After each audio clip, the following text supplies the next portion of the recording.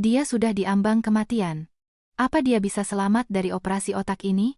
Belum tentu. Dan kalau kita biarkan kartu berisi 50 miliar ini, nanti urusan hukum pembagian warisannya akan sangat merepotkan. Kuras habis semuanya. Kita belikan Kania rumah mewah di kawasan elit. Buat apa uang itu untuk orang yang satu kakinya sudah di liang lahat, nak? Kata-kata itu tidak diucapkan oleh musuh bebuyutanku. Kata-kata itu diucapkan oleh Ibu Gayatri. Ibu mertuaku, orang yang sepanjang tahun terakhir ini, dengan menahan rasa muak, selalu kupanggil, iya, Ibu, orang yang setiap hari menuangkan bubur ke piringku dan memasakkan sup kaldu bergizi. Ia mendesiskan kata-kata itu kepada Dimas, suamiku, pria yang berbagi meja makan dan ranjang denganku, tepat di lorong ruang ICU, saat aku hanya dipisahkan dari mereka oleh dinding kaca tipis dan pintu yang sedikit terbuka. Pada saat itu, sisa-sisa obat bius masih mengalir di nadiku, dan kepalaku dibalut perban putih yang merembes darah. Namun, anehnya, aku bisa mendengar dengan sangat jelas setiap suku kata yang dingin, kejam, dan tajam seperti pisau yang langsung menancap di dadaku. Aku tidak menangis, bukan karena aku kuat, tetapi karena rasa sakit yang luar biasa akibat pengkhianatan ini telah membekukan semua neuron emosiku. Berbaring tak bergerak di ranjang seputih salju yang beraroma alkohol, dengan pahit aku menyadari bahwa keluarga yang selama ini kubela mati-matian, yang kepadanya kucurahkan seluruh jiwaku, ternyata hanyalah kawanan serigala kelaparan. Mereka dengan sabar menunggu aku jatuh, agar bisa mencabik-cabikku hingga ke tulang-tulangnya. Tapi Ibu Gayatri salah besar, dan Dimas juga salah. Mereka pikir mereka sedang menguliti seekor domba yang sekarat. Mereka sama sekali tidak tahu bahwa uang 50 miliar rupiah itu bukan sekadar uangku. Itu adalah bom waktu dari dunia bawah tanah. Dan cukup dengan satu panggilan telepon dariku, seluruh silsilah keluarga mereka akan hancur menjadi debu. Namaku Kartika Wibowo, 33 tahun. Di Jakarta, dalam lingkaran pemasok peralatan medis, tidak ada yang tidak mengenalku. Aku memulai semuanya dari nol. Merangkak dari seorang perwakilan medis biasa yang menenteng kardus tensimeter ke klinik-klinik kecil, hingga menjadi pemilik perusahaan dengan kontrak bernilai puluhan miliar untuk memasok peralatan bedah ke Rumah Sakit Pusat Nasional. Semua orang yang melihatku menjulukiku wanita besi.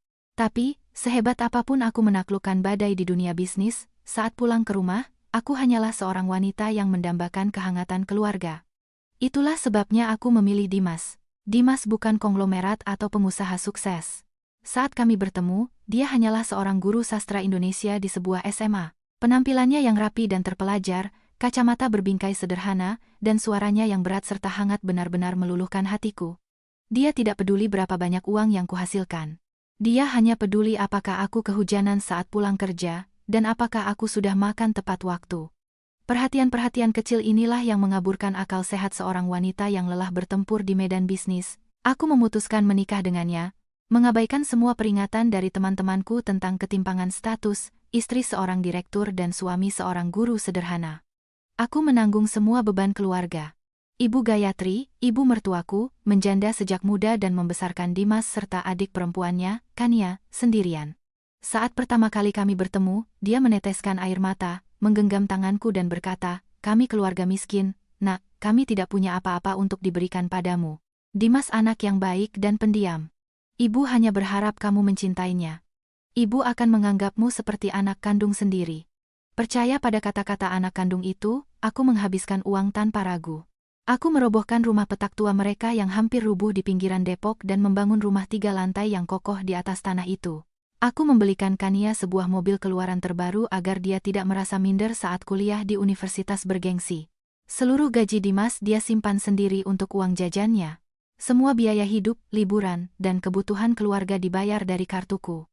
Aku dengan naif berpikir bahwa jika kita memperlakukan orang dengan hati yang tulus, kita akan mendapatkan ketulusan sebagai balasannya. Tapi aku terlalu naif. Sebulan yang lalu, aku bersiap menandatangani kontrak raksasa untuk impor eksklusif sistem bedah robotik dari Jerman senilai ratusan miliar rupiah. Agar kesepakatan berjalan lancar, aku harus membuktikan kelayakan finansialku. Pak D. Haris, ayah baptisku di dunia bisnis yang mendukungku sejak langkah pertama dan sekaligus investor bayangan yang mendanai kesepakatan besar mempercayaiku dan mentransfer uang tunai sebesar 50 miliar ke rekening VIP-ku sebagai deposit jaminan. Uang 50 miliar ini adalah uang sindikat bawah tanah. Tika, Pak D percaya padamu. Makanya Pak D transfer atas namamu. Begitu urusannya selesai, kembalikan semuanya sampai ke sen terakhir. Hilang 1 rupiah saja. Kita selesaikan pakai hukum jalanan kita, kata Pak De Haris, menatapku dengan tatapannya yang dingin dan menusuk. Tentu saja aku mengerti beratnya uang ini. Ini adalah pedang bermata dua yang sama sekali tidak boleh disalahgunakan. Namun, tepat di saat proyek berada pada titik paling menegangkan, kesehatanku mulai memburuk secara drastis. Awalnya hanya sakit kepala ringan. Kupikir karena kurang tidur dan kelelahan, tapi kondisiku merosot dengan cepat. Mulai muncul mual, pusing. Ada saat-saat di mana tepat di tengah rapat, pandanganku mengabur dan telingaku berdenging keras. Dimas menunjukkan kekhawatiran yang luar biasa. Setiap hari dia membuatkan smoothie protein dan memaksaku meminum suplemen mahal yang, katanya, dibawakan oleh kenalannya dari Amerika untuk memperkuat pembuluh darah otak. Anehnya, semakin banyak aku meminum suplemen ajaib dari suamiku yang penuh perhatian itu, aku justru semakin lemah. Hingga suatu malam, aku ambruk di tengah ruang tamu dengan kejang-kejang dan mulut berbusa. Perjalanan di ambulans terasa kacau dan berkabut. Aku tidak dibawa ke rumah sakit pusat nasional yang biasa bekerja sama denganku, melainkan ke sebuah rumah sakit swasta eksklusif di Jakarta Selatan, di mana, menurut Dimas, dia punya kenalan seorang profesor bertaraf internasional. Saat aku sadar di ICU, kepalaku rasanya mau pecah, seolah ada yang mengebor tengkorakku. Seorang dokter masuk dengan wajah sangat serius, menunjukkan hasil pemindaian otak kepada keluargaku. Tumor pada selaput otak, menekan saraf optik dan pusat motorik. Kondisinya berkembang sangat cepat, pembengkakan otak parah. Diperlukan trepanasi tengkorak, operasi bedah buka tengkorak, dan pengangkatan tumor dalam 24 jam ke depan, atau pasien akan lumpuh dan kematian bisa terjadi kapan saja.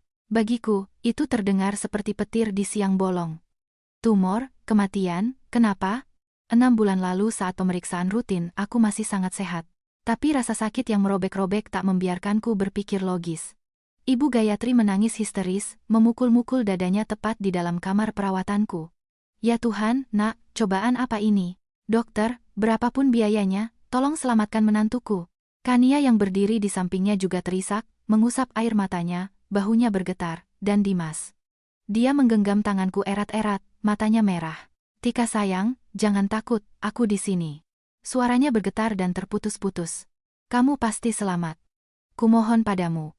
Di tengah kepanikan dan ancaman kematian yang membayangi, melihat bagaimana keluarga suamiku menangis dan meratapi keadaanku, hatiku benar-benar luluh. Aku percaya mereka mencintaiku dengan sepenuh hati, bahwa rasa sakitku adalah rasa sakit mereka. Dokter mengumumkan biaya operasi, obat-obatan impor, dan perawatan ICU. Deposit awal yang harus disetorkan sekitar 1,5 miliar. Dalam situasi darurat seperti ini, semua rekening perusahaanku sedang diblokir sementara untuk audit kontrak robotik tersebut. Tidak ada uang tunai di rumah, dan kartu kredit pribadiku tertinggal di brankas kantor. Satu-satunya yang ada di dalam tas tanganku saat itu adalah kartu platinum, kartu yang sama di mana uang jaminan 50 miliar milik Pak De Haris tersimpan. Serangan sakit kepala datang begitu hebat hingga aku hampir pingsan. Dimas mengelus tanganku dengan lembut. Suaranya halus, tapi ada nada ketergesaan yang aneh dan mendesak. Tika, tagihannya terlalu besar. Aku nggak bisa mengumpulkan uang sebanyak itu sekarang. Kartu kreditmu nggak ada di sini. Dokter bilang kita harus setor uangnya supaya kamu bisa segera dijadwalkan operasi. Mungkin kamu bisa kasih kartu VIP-mu ke ibu? Biar ibu turun dan bayar depositnya. Kita selamatkan nyawamu dulu, sisanya kita urus nanti. Ibu Gayatri segera menyela dengan nada cengeng. Benar, nak. Apa artinya uang sekarang? Kasih kartunya ke ibu. Ibu akan bayar semuanya, semua buktinya ibu simpan. Kamu tiduran saja yang tenang dan siapkan diri untuk operasi. Aku ragu-ragu. Otakku yang hampir kehilangan kesadaran masih mengirimkan sinyal bahaya. Itu uang Pak De Haris. Tidak boleh disentuh sepeser pun. Tapi serangan rasa sakit berikutnya yang menusuk kepalaku membuatku mengerang. Keringat bercucuran. Mataku tertutup kabur. Aku menatap suamiku, pria yang kucintai, dengan wajah lelah dan mata basah karena air mata. Aku menatap ibu mertuaku. Bahunya bergetar karena khawatir. Aku berpikir, aku menantu mereka, aku sudah bertahun-tahun mengurus mereka. Apakah di saat aku berada di ambang kematian, mereka tidak bisa dipercaya? Hanya untuk membayar deposit 1,5 miliar. Setelah operasi aku akan lapor ke Pak De Haris dan segera menggantinya. Nyawa lebih penting. Mengumpulkan sisa-sisa tenaga, dengan jari gemetar aku membuka kunci ponselku, masuk ke aplikasi perbankan M-Banking, mengotorisasi kartu untuk transaksi besar, dan membisikkan pinnya kepada Ibu Gayatri. Bu, tolong ambil, bayar tagihannya saja, kumohon. Uang ini. Uang perusahaan. Sangat penting, bisikku tersengal-sengal. Ibu Gayatri merebut kartu itu. Aku bersumpah, saat jari-jarinya menyentuh plastik platinum itu, aku melihat kilatan aneh melintas di wajahnya.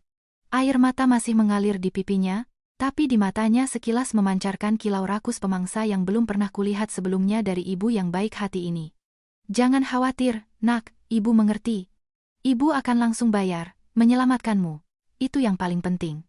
Dia tiba-tiba berbalik dan berjalan pergi dengan langkah cepat dan lincah, sama sekali tidak seperti langkah wanita tua yang sedang berduka karena menantunya sekarat. Dimas juga berdiri, merapikan rambutku dan berkata menenangkan, "Aku temani ibu urus administrasinya ya. Kamu istirahat. Persiapkan dirimu untuk operasi. Jangan takut." Pintu kamar tertutup. Aku tenggelam dalam tidur lelap di bawah pengaruh obat penenang yang baru saja disuntikkan ke pembuluh darahku. Saat aku didorong ke ruang operasi dengan harapan untuk merebut kembali nyawaku, aku sama sekali tidak curiga bahwa kartu yang baru saja kuberikan tidak dibawa ke kasir rumah sakit. Kartu itu langsung dibawa ke kantor agen properti elite di pusat kota Jakarta. Aku juga tidak tahu bahwa pembengkakan otakku yang tiba-tiba, serangan pusing yang membuatku kejang dan berbusa, tidak muncul dengan sendirinya. Semua itu adalah sandiwara yang disutradarai dengan sempurna, jebakan mematikan yang disiapkan melalui vitamin otak mahal yang setiap hari disuapkan sendiri oleh suamiku yang terpelajar itu kepadaku. Mereka menghitung segalanya dengan cermat, menunggu momen aku kehabisan tenaga sepenuhnya, untuk memaksaku menyerahkan sendiri kunci brankas berisi 50 miliar rupiah langsung ke cakar iblis berwujud keluarga. Operasi berlangsung lebih dari 8 jam. 8 jam itu bagiku adalah kegelapan pekat, tidur tanpa mimpi, hanyut tanpa arah di batas antara hidup dan mati. Saat aku sadar, hal pertama yang kurasakan bukanlah cahaya, melainkan rasa sakit tajam yang menusuk di belakang kepala, menyebar ke seluruh tulang belakang, seolah ribuan pecahan kaca menancap di setiap ototku. Kepalaku terasa sangat berat, terikat kencang dengan perban tebal. Aku mendengar bunyi tit, tit, tit, monitor jantung di dekat telingaku, bau antiseptik yang menyengat, dan tenggorokan yang sangat kering. Aku mencoba membuka mata, tapi kelopak mataku terasa seperti timah. Sepancaran cahaya redup menembus celah, dan aku melihat bahwa aku terbaring di ruangan yang serba putih. Di sekelilingku penuh dengan peralatan medis. Aku menyadari bahwa aku berhasil melewatinya. Aku selamat. Rasa lega itu hanya sesaat. Rasa sakit fisik dengan cepat menarikku kembali ke realitas yang kejam. Aku mencoba menggerakkan jari, tapi hanya berkedut lemah. Aku ingin memanggil, tapi dari tenggorokanku hanya keluar suara parau yang terputus-putus. Saat itu, pintu kamar terbuka pelan. Kupikir itu Dimas atau Ibu Gayatri, tapi bukan. Seorang perawat muda berwajah ramah masuk. Melihatku sudah sadar, dia tersenyum. "Ibu sudah sadar," katanya lembut. "Operasinya berjalan lancar," kata dokter. "Ibu sangat kuat." Dia membantuku sedikit bersandar, menyelipkan bantal lebih tinggi, dan memberiku segelas air hangat dengan sedotan. Aku menyesap sedikit. Rasa sejuk yang nyaman mengalir di tenggorokan. "Di mana? Di mana suamiku?" bisikku dengan suara yang sangat lemah.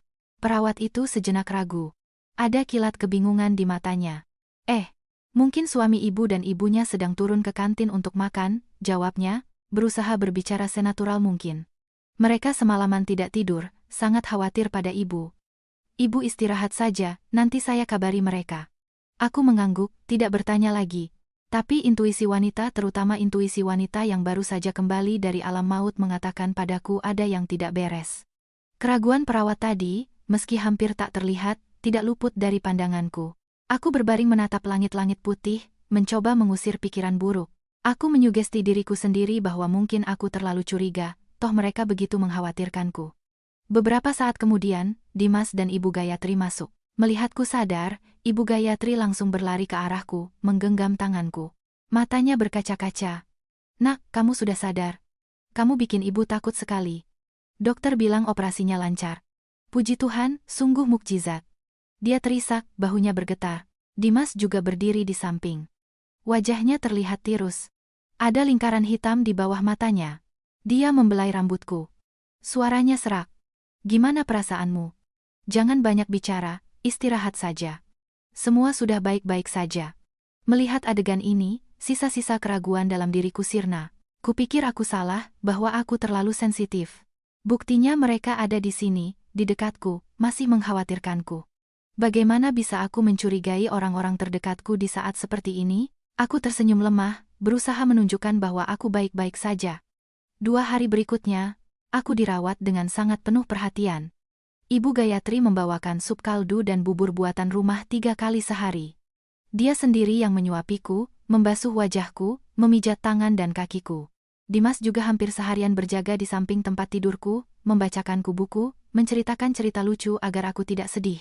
Sesekali, dia menggenggam tanganku dan mengucapkan kata-kata manis yang sudah lama tak kudengar darinya. Kamu harus cepat sembuh. Aku baru sadar, tanpamu aku ini bukan apa-apa.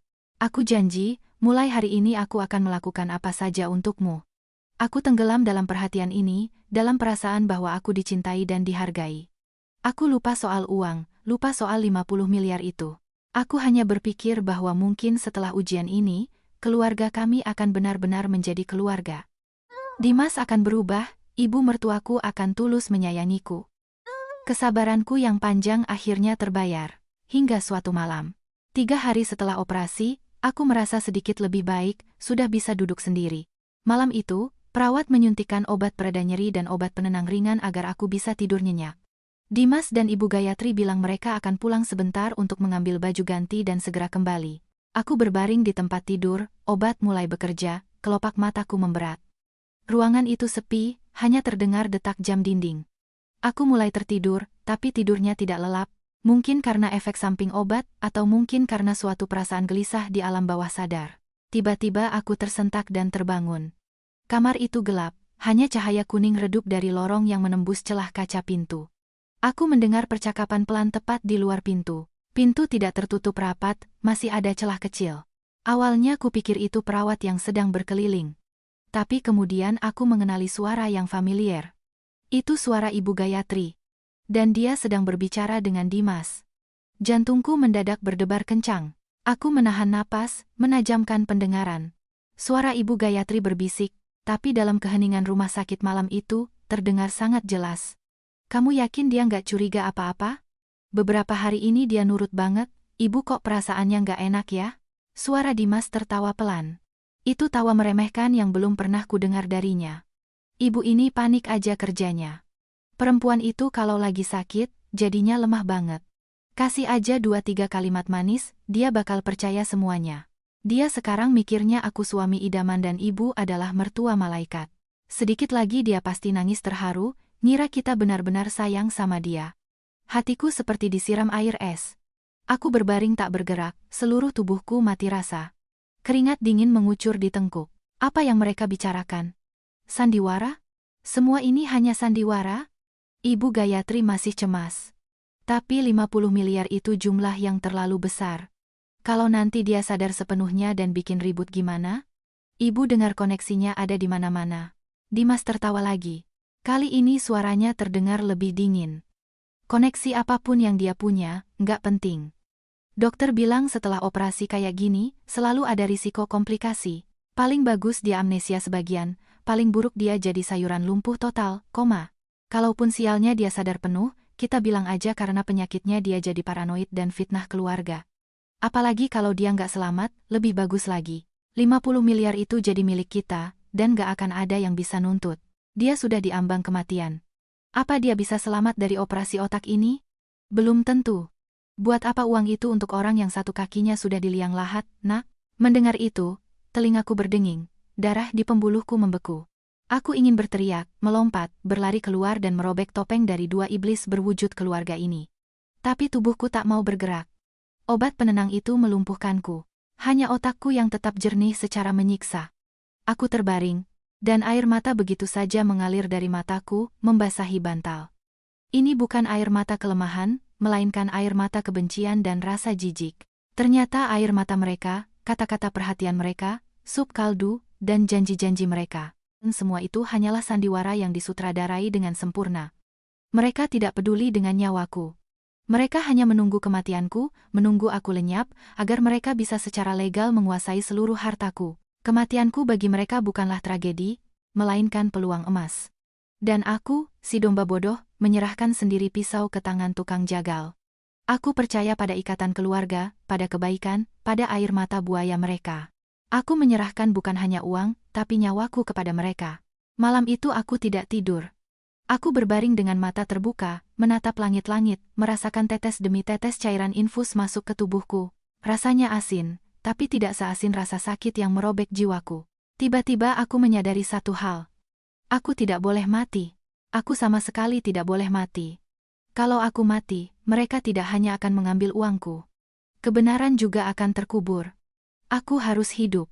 Hidup untuk membuat para bajingan tak berhati ini membayar semuanya.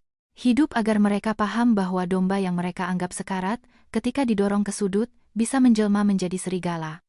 Sejak detik itu, Kartika yang dulu istri yang baik dan penyabar telah mati. Di ranjang rumah sakit itu, yang terbaring hanyalah cangkang kosong, yang di dalamnya terdapat hati yang telah membatu, dan nyala api dendam yang baru saja tersulut, siap untuk membakar semuanya hingga menjadi abu. Kegelapan rumah sakit yang pekat perlahan berganti dengan cahaya abu-abu fajar. Di luar jendela, burung-burung mulai berkicau. Di bawah, di jalanan, terdengar suara kendaraan pertama yang melintas. Hari baru dimulai seolah percakapan kejam di balik pintu tadi malam tidak pernah terjadi. Aku tidak tidur semalaman. Rasa sakit fisik pasca operasi seolah sepenuhnya tergantikan oleh rasa sakit mental. Aku tidak lagi merasakan perih pada jahitanku. Sebaliknya, hawa dingin merayap di punggungku, mati rasa hingga ke ujung jari. Aku memejamkan mata, memutar ulang setiap kata yang diucapkan Dimas dan Ibu Gayatri di kepalaku. Setiap kata adalah jarum yang menancap semakin dalam di hatiku, membunuh tetes demi tetes kepercayaan dan cinta yang pernah kumiliki untuk mereka. Ketika perawat jaga malam masuk untuk memeriksa, dia terkejut melihat mataku terbuka lebar, pipiku cekung, dan bibirku pecah-pecah. Bu Kartika, ibu tidak tidur, perlu saya panggilkan dokter? Suaranya terdengar khawatir. Aku menggeleng lemah, memaksakan senyum tipis. Tidak apa-apa, suster. Cuma insomnia. Aku tidak bisa menceritakan kebenarannya kepadanya. Di rumah sakit ini, aku tidak bisa mempercayai siapapun lagi. Rumah sakit tempat Dimas bersikeras membawaku, profesor bertaraf internasional yang dia sebut-sebut. Bukankah mereka juga mungkin bagian dari rencananya? Pikiran itu membuatku bergidik. Aku harus menyelamatkan diriku sendiri sebelum terlambat. Setelah perawat pergi, dengan susah payah aku mencoba duduk. Rasa sakit menusuk tubuhku, hampir membuatku jatuh kembali. Tapi aku menggertakkan gigi dan menahannya. Aku meraih tas tanganku yang terletak di meja samping tempat tidur. Di dalamnya ada 2 ponsel. Satu ponsel pribadi yang diketahui Dimas, dan satu lagi ponsel kerja. Ponsel kerja itu dilindungi beberapa lapis kata sandi dan berisi semua informasi penting tentang perusahaan serta kontak bisnis. Dimas tidak pernah menyentuh ponsel ini. Dengan tangan gemetar, aku menyalakan ponsel kerjaku. Hal pertama yang kulakukan adalah mengirim pesan kepada Olive, sahabat terbaikku, yang juga seorang dokter hebat di Rumah Sakit Cipto Mangunkusumo, RSCM. Pesanku singkat. Liv, butuh bantuanmu. Sandi lama. Sangat rahasia. Jangan telepon balik. Datang jenguk aku sendirian jam istirahat siang. Bawa peralatan untuk analisis toksikologi. Setelah terkirim, aku menghapus pesan itu dan mematikan ponsel. Aku tahu Olive akan mengerti. Kami bersahabat sejak kecil dan memahami satu sama lain lebih dari saudara kandung. Jika aku menggunakan kata sandi lama dan sangat rahasia, berarti situasinya sangat gawat. Kemudian, aku mulai menggali ingatanku. Vitamin otak yang diberikan Dimas setiap hari. Dia bilang itu dari Amerika, tanpa label BPOM. Hanya botol kaca coklat tua, dan di dalamnya ada kapsul berwarna biru muda. Aku meminumnya tanpa berpikir panjang, percaya bahwa itu adalah bentuk perhatian suami. Sekarang, mengingat hal itu, aku sadar betapa bodohnya aku. Penurunan kesehatanku dimulai tepat pada periode aku mulai meminum pil-pil itu. Sakit kepala, pusing, pingsan. Waktunya sangat pas. Aku kembali berbaring, pura-pura tertidur. Sekitar 1 jam kemudian, Ibu Gayatri dan Dimas kembali. Masih dengan wajah khawatir yang sama, masih dengan kata-kata manis yang sama. Anakku sayang sudah bangun. Gimana tidurnya semalam? Ibu masakkan sup ayam buat kamu, makan ya biar tenaganya pulih. Dia mengatakan itu sambil menuangkan sup ke mangkuk dan meniupnya dengan penuh perhatian di setiap suapan. Dimas duduk di samping dan mengupaskan apel untukku. Dia bahkan menceritakan beberapa lelucon, berusaha membuatku tersenyum. Melihat sandiwara sempurna ini, aku merasa mual, tapi aku tidak boleh membongkarnya. Aku memaksa diriku menelan suapan demi suapan, mengangguk dan tersenyum, berlagak seperti Kartika yang naif dan lemah seperti kemarin. Kemudian, Dimas meletakkan piring apel dan mengeluarkan botol vitamin yang tak asing dari sakunya. Waktunya minum obat, sayang. Harus rutin biar cepat pulih total. Dia menuangkan 2 kapsul biru ke telapak tangannya dan menyodorkannya kepadaku bersama segelas air. Aku menatap 2 pil kecil di tangannya dan merasa seolah sedang menatap peluru berlapis gula. Benda inilah yang membawaku pada kondisi ini. Apa yang harus kulakukan? Kalau aku menolak, mereka akan curiga. Tapi kalau ku minum, aku tidak tahu kerusakan apa lagi yang akan terjadi pada tubuhku. Tiba-tiba aku punya rencana. Aku menjulurkan tangan untuk mengambil pil itu, namun saat mendekatkannya ke mulut, aku berpura-pura terbatuk keras. Batuk itu kubuat begitu hebat hingga aku hampir muntah. 2 pil di tanganku jatuh ke lantai dan menggelinding ke bawah ranjang. Ya ampun, kamu kenapa? Dimas panik dan menepuk-nepuk punggungku. Ibu Gayatri juga sibuk menyodorkan tisu. Aku menepisnya, berbicara dengan suara lemah.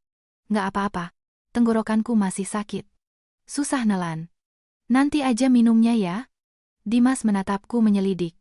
Sedetik, tapi tampaknya melihat wajahku yang pucat dan lemah, dia tidak curiga apa-apa. Ya udah, biar aku ambilin yang baru. Tapi aku buru-buru menahannya. Jangan, Mas, obatnya kan mahal. Biar ku cari yang jatuh tadi. Aku pura-pura menunduk ke bawah ranjang, meraba-raba dengan tangan.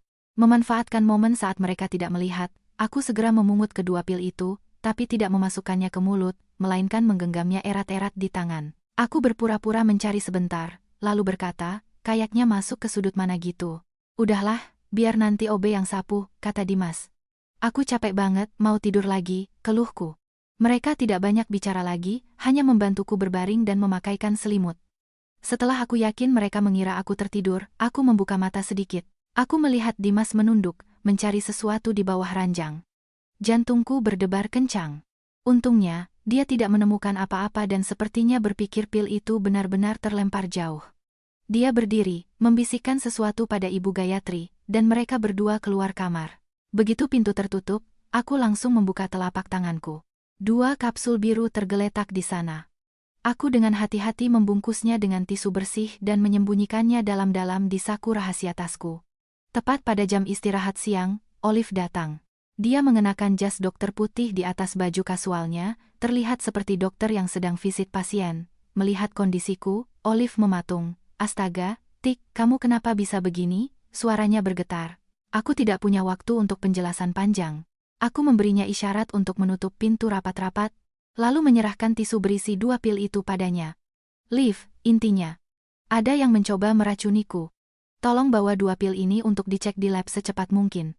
Aku harus tahu ini apa, dan jangan bilang siapa-siapa soal ini. Olive mengambil bungkusan itu. Wajahnya memucat. Dia seorang dokter dan memahami keseriusan situasi ini. Jangan khawatir, aku urus. Tapi kamu gimana? Kamu aman di sini? Aku menggeleng. Aku harus tetap di sini. Aku butuh lebih banyak bukti. Tapi mulai sekarang, aku nggak akan makan atau minum apapun yang mereka bawa. Tolong bantu aku satu hal lagi.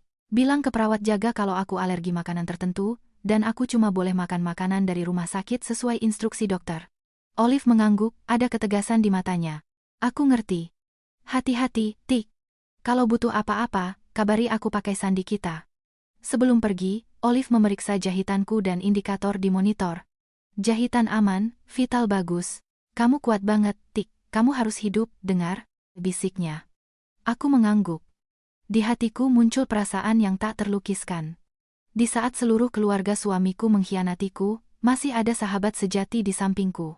Ini adalah satu-satunya secercah cahaya di tengah kegelapan yang menyelimutiku. Sore harinya, hasil lab masuk dari Olive melalui aplikasi pesan transkripsi. Hanya 1 kalimat, tapi membuat hawa dingin merayap di punggungku. Clonazepam dosis sangat tinggi, penenang keras, dicampur dengan antikoagulan pengencer darah, ringan. Pemakaian jangka panjang menyebabkan kerusakan sistem saraf, halusinasi, kehilangan kesadaran, dan meningkatkan risiko pendarahan otak fatal. Aku membaca kata-kata itu berulang kali. Obat penenang dosis tinggi yang hanya bisa ditebus dengan resep sangat ketat. Pengencer darah. Zat yang bisa mengubah operasi otak menjadi bencana pendarahan. Dimas, suamiku yang terpelajar dan baik hati, menyuapkan racun ini padaku dengan tangannya sendiri setiap hari. Dia tidak hanya ingin aku kelelahan, dia ingin aku mati di meja operasi. Dan kalau aku tidak mati, aku akan berubah menjadi wanita gila yang hilang ingatan, yang bisa dia kendalikan dengan mudah untuk merebut segalanya. Kebenarannya telah terungkap, kejam dan berdarah. Aku berbaring di ranjang menatap jendela. Langit tampak kelabu, seperti suasana hatiku. Tidak ada lagi air mata, tidak ada lagi rasa sakit. Hatiku telah membatu sepenuhnya. Kini di kepalaku hanya ada satu pikiran, dendam. Pembalasan tanpa ampun. Sebuah permainan catur di mana aku harus menjadi pemenangnya. Dalam permainan ini, aku tidak hanya akan mengambil kembali uangku. Aku akan merebut kembali nyawa dan kehormatanku. Dan aku akan membuat mereka yang mendorongku ke jurang ini merasakan keputusasaan yang sama.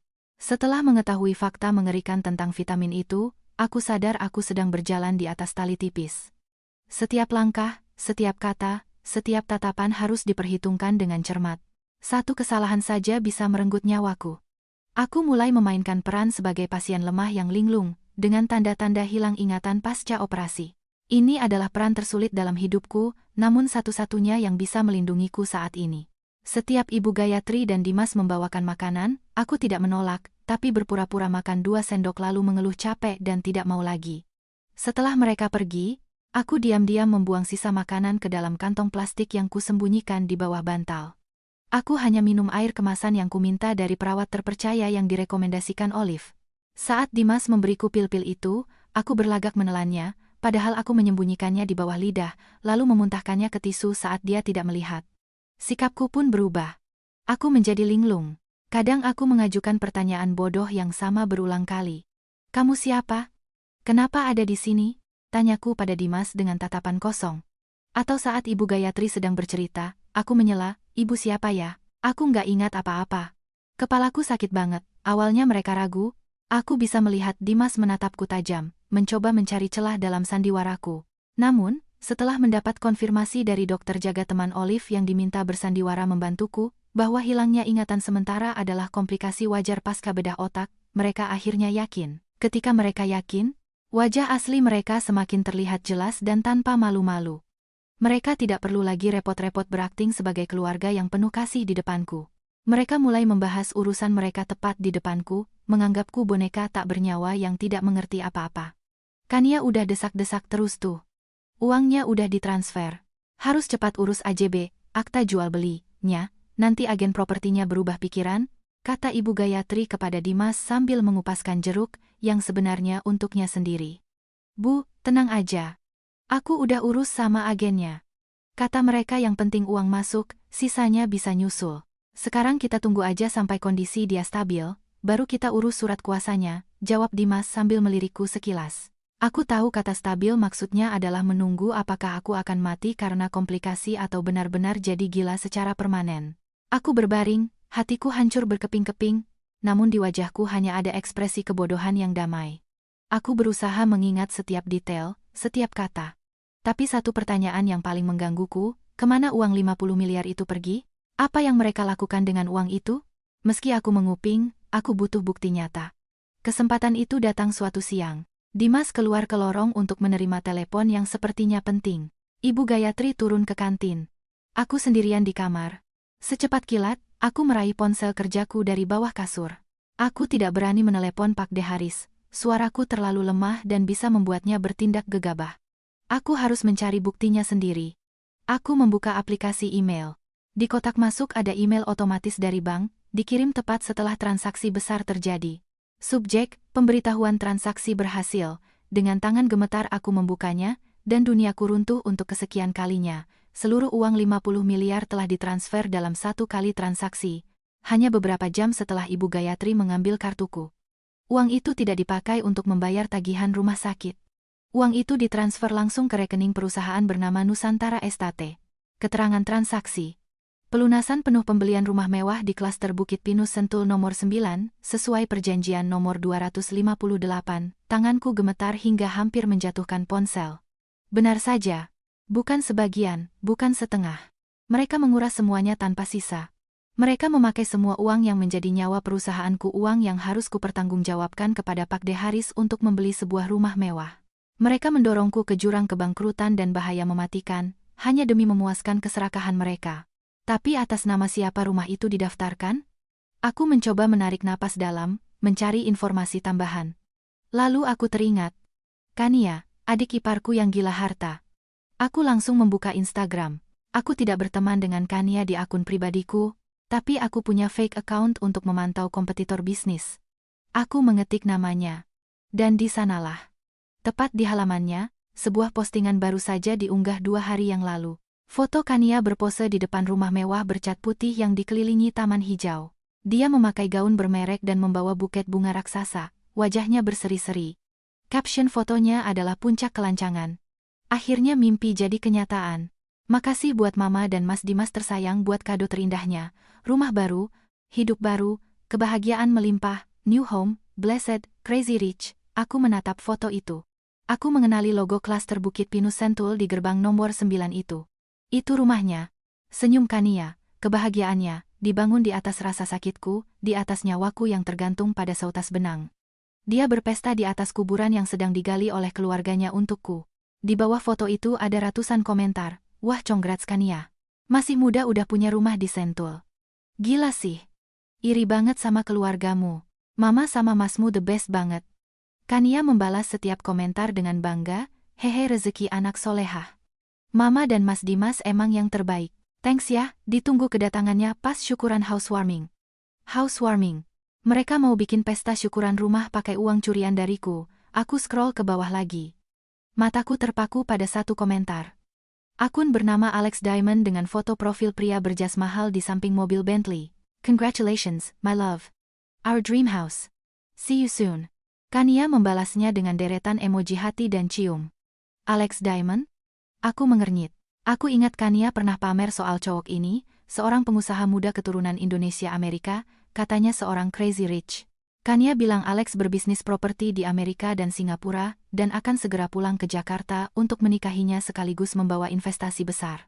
Ibu Gayatri percaya sepenuhnya, selalu memamerkan betapa beruntungnya putrinya yang sebentar lagi jadi nyonya besar. Namun insting bisnisku selalu merasakan ada yang salah dengan pria yang hanya eksis dari foto-foto glamor dan janji-janji kabur ini. Aku membuka akun Alex Diamond. Isinya deretan foto liburan mewah, pesta, jam tangan Richard Mille. Semuanya terlihat sempurna. Terlalu sempurna, sampai-sampai terasa palsu. Saat itu terdengar langkah kaki mendekat. Aku tersentak, segera mematikan layar ponsel, menyembunyikannya di bawah kasur, dan berbaring pura-pura tidur. Dimas masuk. Dia berdiri di samping ranjang, menatapku beberapa saat. Aku bisa merasakan tatapannya di wajahku. Lalu, dia membungkuk dan berbisik dengan suara yang sangat pelan, nyaris seperti hembusan napas. Tidur yang nyenyak. Sayang, sebentar lagi semuanya akan selesai. Bagi orang luar, itu terdengar seperti ucapan Nina Bobo yang penuh kasih. Tapi bagiku, itu adalah ancaman kematian. Selesai? Ya, semuanya memang akan segera selesai. Sandiwara yang kalian mainkan akan segera turun layar. Dan aku, pemeran figuran yang kalian remehkan, yang akan menulis akhir dari drama ini. Akhir yang tak akan pernah bisa kalian bayangkan, menyakitkan, memalukan, dan tanpa ampun. Berbaring di ranjang rumah sakit, aku merasa seperti binatang buas yang terluka, bersembunyi di dalam sarangnya, menjilati luka sambil diam-diam mengamati para pemburu yang sedang berpesta di luar. Peranku sebagai pasien amnesia berlanjut tanpa celah.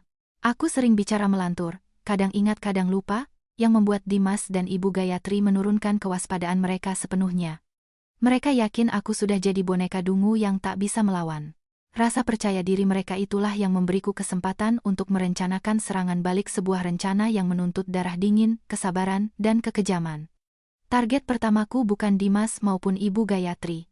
Mereka memang dalangnya, tapi untuk meruntuhkan mereka, aku harus menghancurkan mata rantai terlemah dari aliansi kriminal mereka.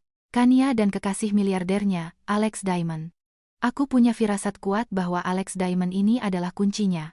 Penipu profesional biasanya punya kelemahan fatal, dan jika dimanfaatkan dengan benar, seluruh sistem kebohongan ini akan hancur lebur. Aku tidak bisa bergerak sendiri. Aku butuh orang terpercaya untuk melakukan investigasi tanpa menarik perhatian. Aku langsung teringat pada Bang Victor, sepupu jauhku. Bang Vicky mantan polisi yang keluar untuk membuka agen detektif swasta spesialis kasus sipil. Dia cerdas, rahasia, dan sangat loyal.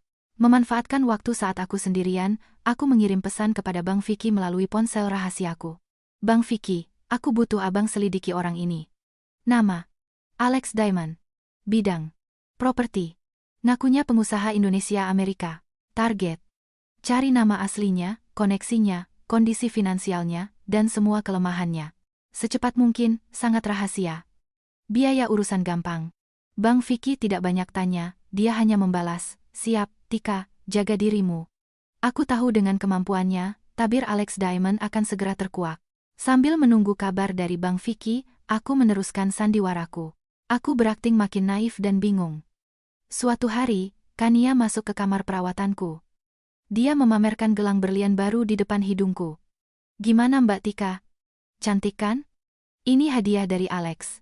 Katanya, begitu aku pindah ke rumah baru, dia bakal ngelamar aku." Aku menatap gelang itu, lalu menatapnya dengan pandangan kosong. "Rumah baru? Rumah baru di mana? Kenapa aku ada di sini?" Kania cemberut lalu menoleh ke Ibu Gayatri. "Ma, lihat tuh, dia makin parah aja. Kayaknya abis dibedah otaknya makin miring deh." Ibu Gayatri menghela napas dramatis. "Udahlah, Nak, mau gimana lagi? Namanya juga orang sakit, kita yang waras harus sabar ngurusin dia." Mereka tidak sadar bahwa setiap kata-kata hinaan yang keluar dari mulut mereka, kuukir dalam-dalam di hatiku sebagai bahan bakar dendam. Beberapa hari kemudian, Bang Vicky mengirimkan laporan pertamanya. Baru membaca beberapa baris, aku harus menahan diri mati-matian agar tidak tertawa terbahak-bahak di atas ranjang rumah sakit. Alex Diamond. Nama asli, Aldi Saputra. Lahir dan besar di kawasan padat penduduk di Tanjung Priok, tidak pernah ke Amerika. Seluruh biodata pengusaha Indonesia-Amerika itu palsu. Foto-foto mobil supercar, villa, dan jam tangan mewah itu semuanya hasil curian dari akun selebgram Crazy Rich Singapura. Aldi adalah con artis, penipu, profesional spesialis mengincar wanita muda, sok kaya, dan gila kemewahan. Modusnya membangun citra sempurna di medsos, menjanjikan masa depan mewah, lalu mendorong korbannya untuk investasi bodong atau membeli properti. Setelah itu, dia akan mencari cara untuk mengambil alih aset tersebut dan menghilang. Di dalam laporan Bang Vicky, ada satu detail emas. Aldi terlilit utang besar di judi online dan kasino gelap. Dia sedang diburu oleh lintah darat kelas kakap dari sindikat bawah tanah Jakarta. Rumah mewah yang baru saja didapat Kania adalah target terakhir Aldi. Rencana Aldi begini. Begitu Kania mendapatkan sertifikat hak milik atas rumah itu, dia akan merayu Kania untuk menggadaikan rumah tersebut ke rentenir gelap dengan kedok butuh dana cepat untuk investasi bisnis. Begitu uang cair, Aldi akan kabur, meninggalkan Kania dengan rumah yang disita dan utang yang mustahil dilunasi. Membaca itu, aku mendadak merasa kasihan pada Kania. Dia memang serakah dan bodoh, tapi dia hanya seekor nengat yang terbang menuju api yang akan membakarnya. Tapi rasa kasihan itu hanya lewat sekejap. Aku tahu, untuk membongkar kebusukan keluarga ini, aku harus membiarkan sandiwara Aldi berjalan sampai akhir. Kania harus merasakan penderitaan yang sama. Ditipu, dikhianati, dan jatuh ke dasar jurang, seperti yang dilakukan keluarganya padaku.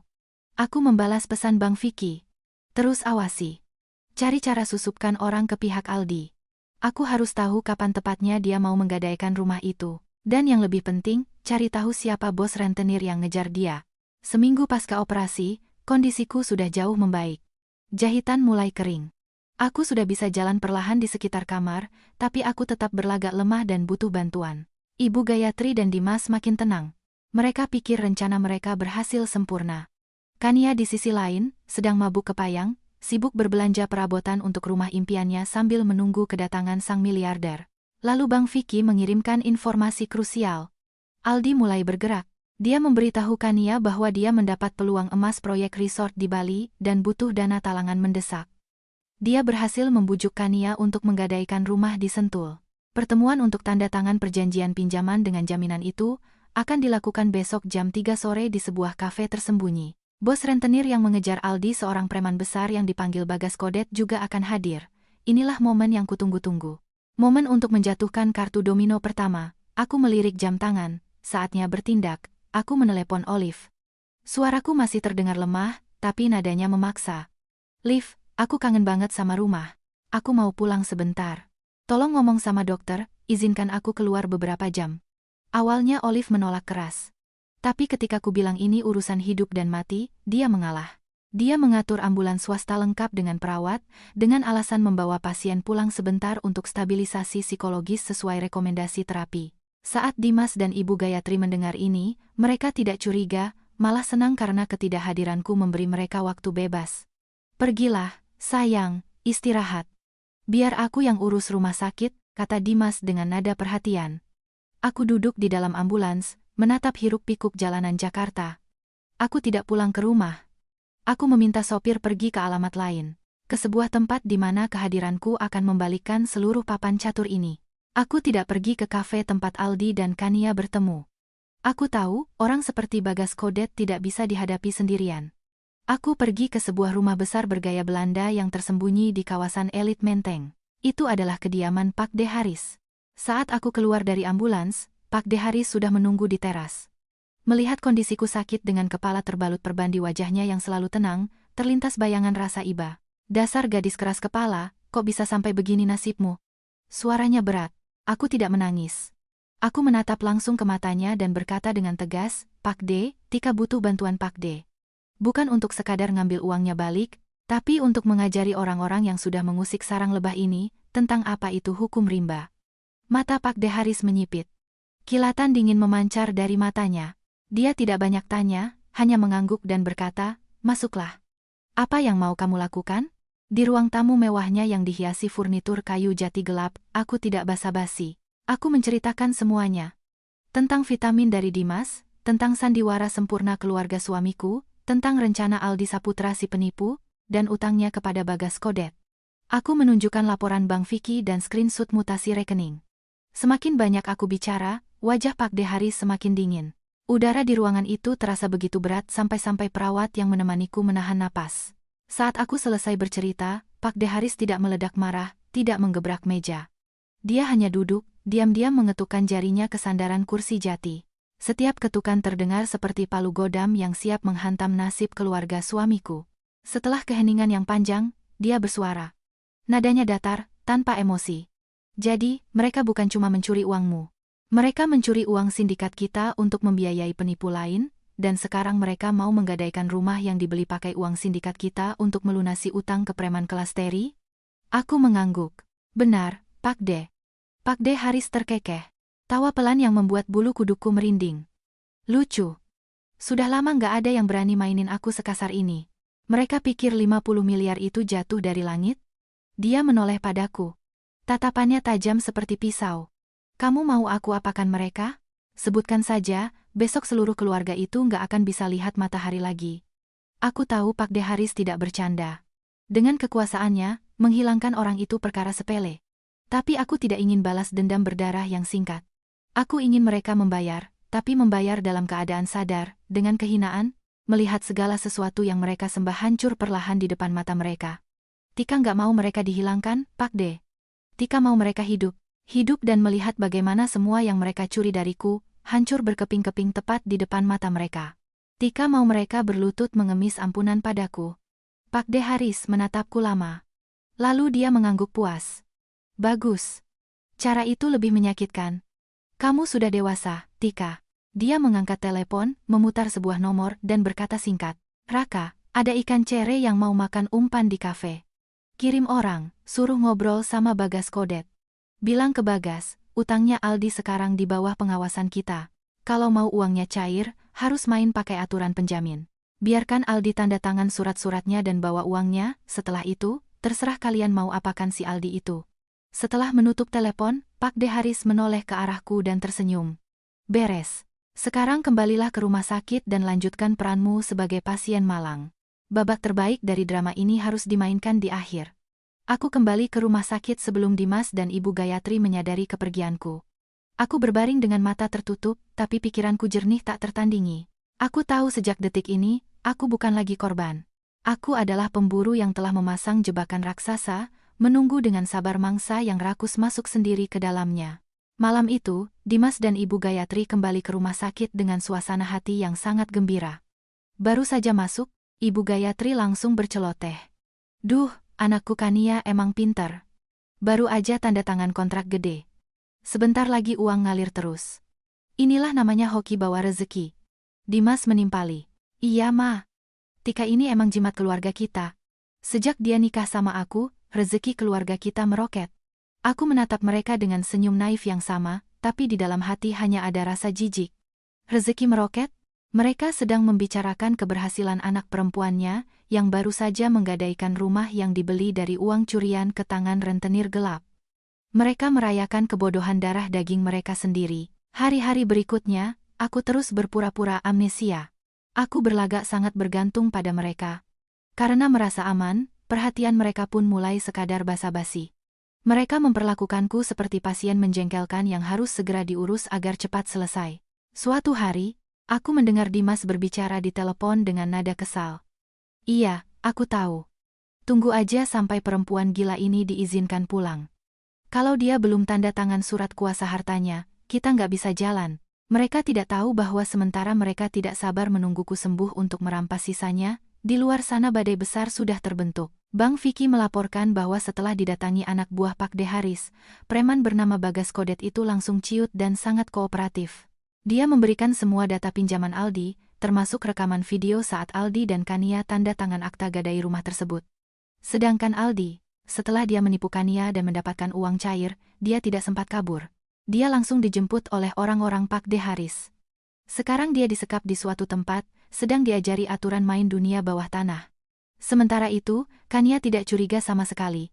Dia tenggelam dalam euforia kemenangan, memamerkan kemampuan bisnisnya dan calon suaminya yang miliarder kemana-mana. Dia bahkan merencanakan pesta housewarming, syukuran rumah, besar-besaran di rumah mewah, sentul itu untuk pamer ke semua teman dan kerabat. Inilah panggung yang kuinginkan. Panggung yang cukup besar dan ramai, agar aku bisa menghancurkan semuanya dengan cara paling spektakuler. Aku mulai berakting seolah keajaiban terjadi. Ingatanku perlahan kembali. Aku mengenali suamiku, mertuaku, tapi tetap berpura-pura lemah dan sedikit ketakutan. Ibu, Mas Dimas, makasih ya udah ngerawat aku, kataku dengan suara gemetar dan mata berkaca-kaca. Mendengar itu, mereka girang bukan main, seolah baru menang lotre. Mereka pikir aku lupa memori sebelum operasi, dan hanya ingat kebaikan mereka selama aku sakit. Dimas menggenggam tanganku, suaranya penuh kasih sayang yang dipalsukan. Syukurlah kamu ingat, sayang.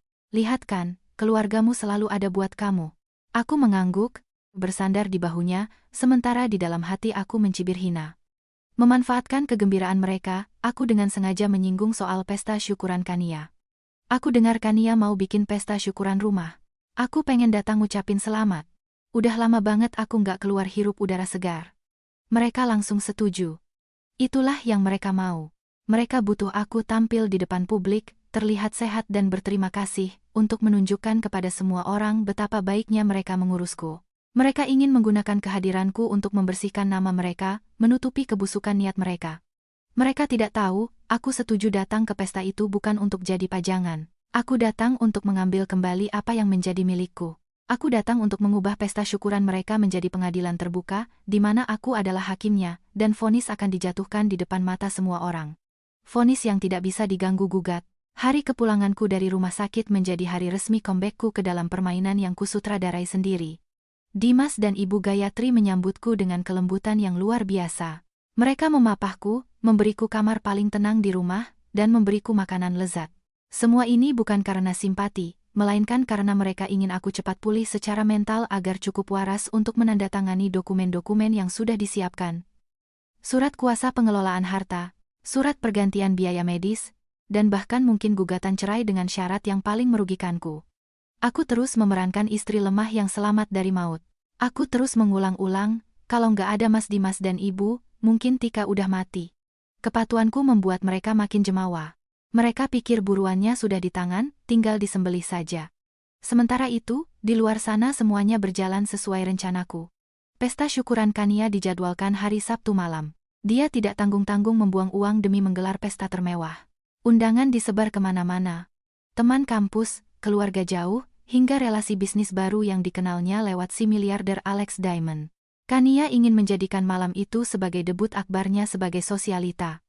Dia tidak sadar, dengan tangannya sendiri dia sedang membangun panggung untuk kehancurannya.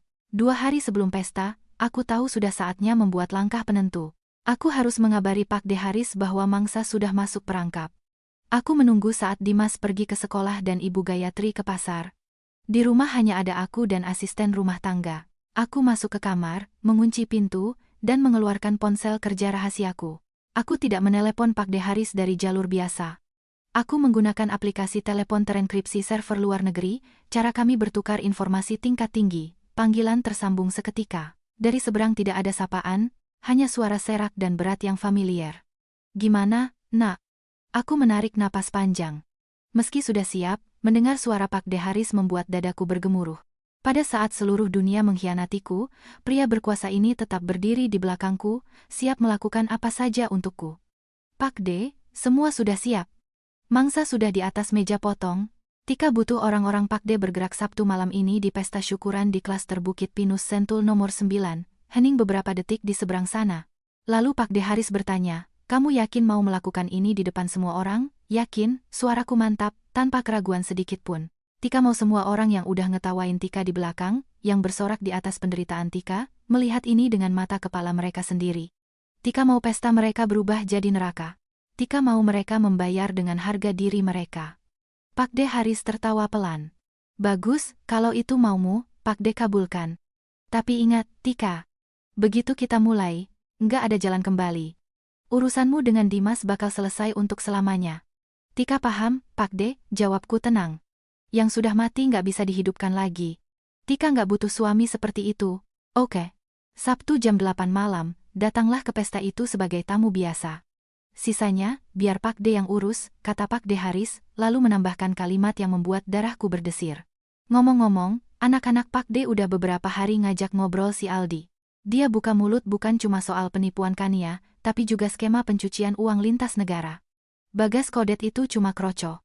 Urusan ini sekarang bukan cuma urusanmu, tapi urusan besar sindikat kita. Aku terdiam. Pencucian uang? Berarti Alex Diamond bukan sekadar cowok matre gigolo, penipu, dia penjahat lintas negara. Dan Kania, adik iparku yang bodoh itu, telah menceburkan diri ke dalam lumpur yang jauh lebih dalam dan kotor dari yang kubayangkan.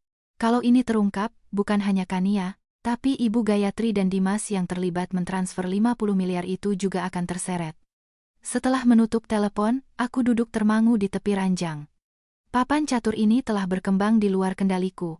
Ini telah menjadi perang antar struktur bawah tanah, di mana keluarga suamiku hanyalah pion-pion kecil yang akan dikorbankan. Tiba-tiba ada ketakutan merayap. Apakah aku bertindak terlalu jauh? Apakah balas dendam ini akan memicu efek domino yang tak bisa kuhentikan? Namun seketika, bayangan-bayangan itu muncul. Diriku yang kejang di lantai, Dimas yang menyodorkan pil beracun, mereka berdua yang asyik berdiskusi menunggu kematianku. Tidak. Aku tidak salah. Aku hanya menuntut keadilan. Kalau mereka tidak begitu kejam, aku tidak perlu melakukan semua ini. Hari syukuran tiba. Aku memilih gaun malam berwarna merah marun, warna kekuasaan dan perlawanan. Aku merias wajahku dengan sempurna, menyembunyikan wajah pucat pasca sakit, menatap cermin. Aku melihat Kartika yang sama sekali berbeda. Wajah yang sama, tapi tidak ada lagi kelembutan dan kesabaran di sorot mataku. Yang ada hanyalah ketajaman, dan rasa sakit yang dipadatkan menjadi kekuatan. Saat aku turun ke ruang tamu, Dimas dan Ibu Gayatri tercengang. Kamu dandan begini, gumam Dimas. Ibu Gayatri menatapku. Kamu kelihatan beda banget hari ini, nak. Aku tersenyum penuh teka-teki. Hari ini kan hari bahagianya Kania, Ma. Masa kakak iparnya tampil kucel? Nanti Tika malah bikin malu keluarga di depan tamu. Mendengar itu, mereka lega. Mereka pikir aku hanya ingin terlihat cantik setelah lama sakit. Mereka sama sekali tidak sadar bahwa gaun merah ini adalah lambang darah dan api. Warna pembalasan dendam yang sebentar lagi akan membakar mereka. Kami berangkat ke pesta bersama-sama. Rumah nomor 9 di klaster Sentul itu bermandikan cahaya. Tamannya dihiasi ratusan lilin dan bunga segar. Musik lounge mengalun merdu. Para tamu tiba silih berganti, semuanya mengenakan pakaian mahal, memegang gelas wine, tertawa dan berbincang. Kania, sang bintang utama malam itu, mengenakan gaun putih bak putri raja, menyambut tamu di pintu masuk. Di sebelahnya berdiri seorang pria berpakaian elegan. Tentu saja, itu Alex Diamond, Aldi Saputra. Aslinya dia memang terlihat lebih klimis daripada di foto. Saat kami masuk, Kania dan Aldi menghampiri kami. Mama, Mas Dimas, Mbak Tika, udah datang. Kania berseri-seri. Aldi menyalami Dimas lalu beralih padaku. Halo, Mbak Kartika. Dengar-dengar habis sakit parah ya? Tapi malam ini kelihatan luar biasa. Aku menatap tepat ke matanya dan tersenyum. Terima kasih. Anda juga. Sangat mengesankan. Aku menekan kata mengesankan. Dia mematung sedetik.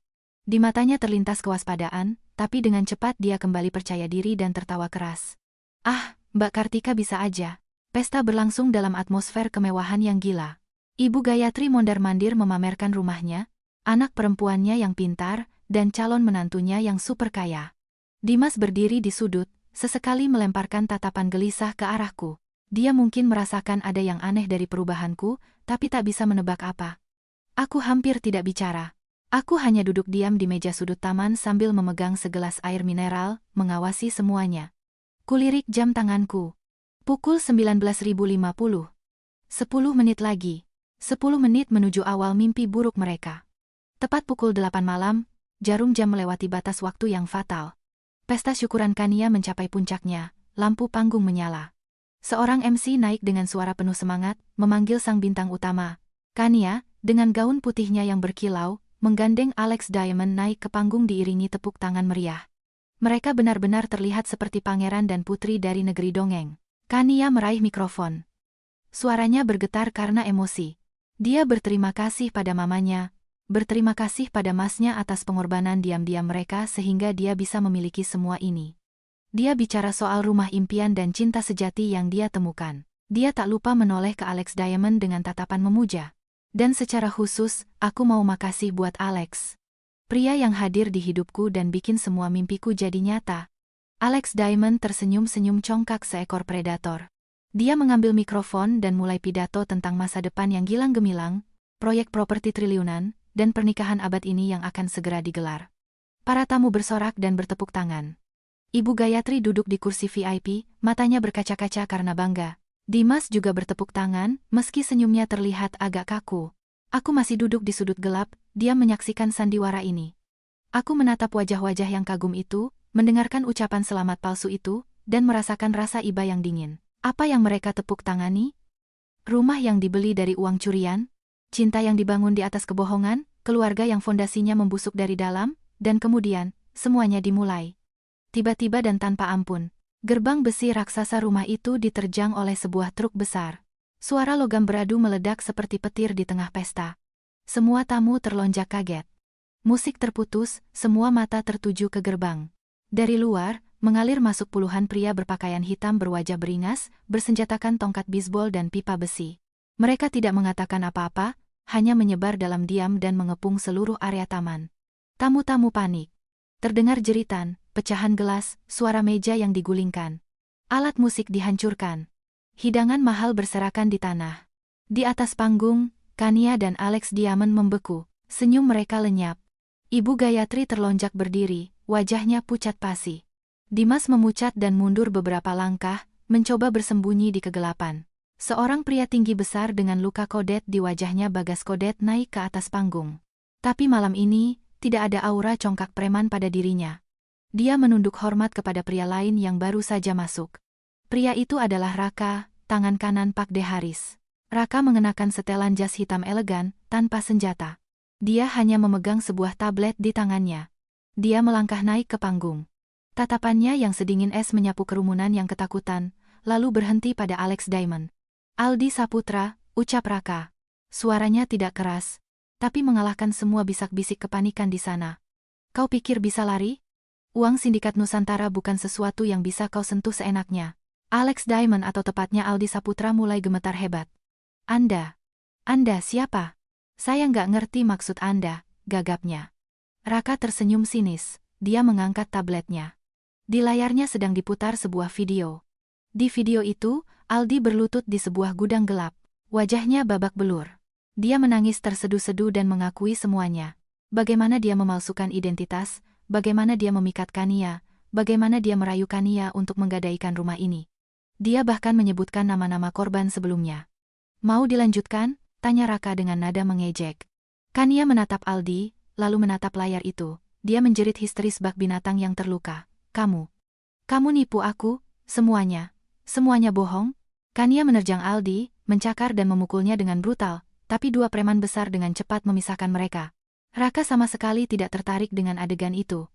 Dia menoleh ke Ibu Gayatri dan Dimas. Dan kalian berdua merampok uang dari orang yang sedang sekarat untuk membelikan rumah buat anak dan adik perempuan. Hebat. Kalian tahu uang 50 miliar itu uang siapa? Ibu Gayatri dan Dimas terdiam, tubuh mereka gemetar hebat. Raka melanjutkan, suaranya makin mengancam. Itu uang deposit jaminan milik Nusantara Group. Itu uang Bos Haris. Kalian sudah mengusik sarang lebah yang bahkan tak pernah kalian bayangkan. Mendengar nama Bos Haris, wajah Dimas berubah total. Sebagai pria yang hidup di Jakarta, dia pasti pernah mendengar nama penguasa dunia bawah tanah itu. Dia mulai menyadari kebodohan fatal apa yang telah dia lakukan. Sementara itu, di sudut lain panggung, Bagas Kodet berjalan mendekati Kania. Dia menyodorkan setumpuk dokumen.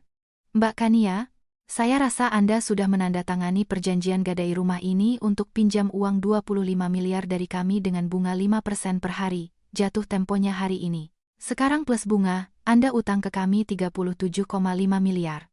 Bayar utangnya, atau rumah ini kami sita, atau Anda ikut kami. Kania jatuh terduduk. Gaun putihnya kini kotor terkena tanah dan tumpahan wine. Dia menangis tanpa suara. 37,5 miliar? Dari mana uang sebanyak itu? Dia ditipu. Ditipu mentah-mentah. Para tamu hampir semuanya sudah kabur tunggang langgang. Yang tersisa hanyalah beberapa kerabat dekat yang mematung ngeri. Pesta syukuran mewah itu telah berubah menjadi medan perang, menjadi pengadilan dunia bawah tanah di mana semua dosa dipertontonkan secara telanjang dan menjijikkan. Dan aku masih duduk di sudut taman. Sejak awal, tak ada yang mempedulikanku. Aku seperti hantu pendiam yang menjadi saksi mata kejatuhan mereka. Aku menatap Kania yang meratap, Ibu Gayatri dan Dimas yang gemetar ketakutan, dan Aldi Saputra yang diseret pergi seperti anjing kurap. Aku tidak merasa senang, hanya ada kehampaan yang aneh. Inilah harga dari sebuah keserakahan, harga yang terlalu mahal. Tepat pada momen itu, Raka berbalik menatapku. Dia mengangguk sangat pelan. Itu isyaratnya. Aku tahu, sandiwaraku belum selesai. Aku berdiri perlahan dan melangkah keluar dari bayang-bayang, berjalan menuju panggung. Masih dengan gaun merah marun, riasan yang sama. Tapi di mataku kini bukan lagi penderitaan, melainkan kekuasaan seseorang yang memegang nasib mereka di telapak tangannya. Kemunculanku membuat semua orang, termasuk Dimas dan Ibu Gayatri, terbelalak kaget. Tika. Kamu. Gumam Dimas. Aku tidak menatapnya. Aku menatap Raka, lalu beralih ke Bagas Kodet, dan bersuara. Suaraku menggema jelas di tengah kekacauan itu. Tunggu. Rumah ini tidak bisa jadi milik kalian. Semua orang menoleh padaku. Bagas Kodet mengernyit. Siapa kau? Aku tersenyum sedingin es. Aku pemilik asli uang 50 miliar yang dipakai untuk membeli rumah ini, dan aku datang untuk mengambilnya kembali. Kata-kataku yang tajam menusuk atmosfer kacau di pesta itu. Semua pasang mata dari preman beringas hingga keluarga suamiku yang gemetaran tertuju padaku. Mereka menatapku seperti melihat hantu bangkit dari kubur, karakter tak terduga yang tiba-tiba mengambil alih panggung tragedi ini. Bagas Kodet memindai tubuhku dari atas ke bawah dengan tatapan menyelidik ala lintah darat berpengalaman. Kau bilang kau pemilik 50 miliar itu? Mana buktinya? Aku tidak menjawabnya. Aku menoleh pada Raka. Satu tatapan saja sudah cukup. Raka mengangguk pada salah satu anak buahnya. Pria itu langsung membawakan koper, membukanya, dan meletakkannya di satu-satunya meja yang masih utuh. Di dalamnya ada map tebal berisi dokumen. Raka mengeluarkan rekening koran bank dengan stempel merah. Ini bukti transfer 50 miliar rupiah dari rekening saudari Kartika Wibowo ke Nusantara Estate. Tanggal, waktu, semuanya cocok. Uang ini milik Nusantara Group, dan saudari Kartika bertindak sebagai perwakilan resmi yang dipercaya. Kalian memakai uang perusahaan untuk membeli aset pribadi, lalu menggadaikannya ke rentenir gelap. Kalian pikir kalian hidup di negara tanpa hukum? Setiap kata dari Raka ibarat palu godam yang menghantam kepala Ibu Gayatri dan Dimas. Mereka bisu tak bisa membantah. Mereka pikir aku akan mati atau gila, sehingga asal-usul uang ini takkan pernah terungkap.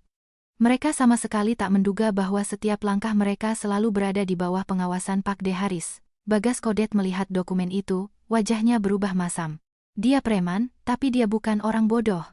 Dia tahu persis seberapa berat bobot nama Nusantara Group dan Pak De Haris. Berurusan dengan mereka sama saja cari mati. Dia menoleh ke Kania, lalu menatap surat perjanjian gadai di tangannya, dan menggeram, "Bangsat, kalian mau nipu aku juga?" Kania sudah tidak bisa menangis.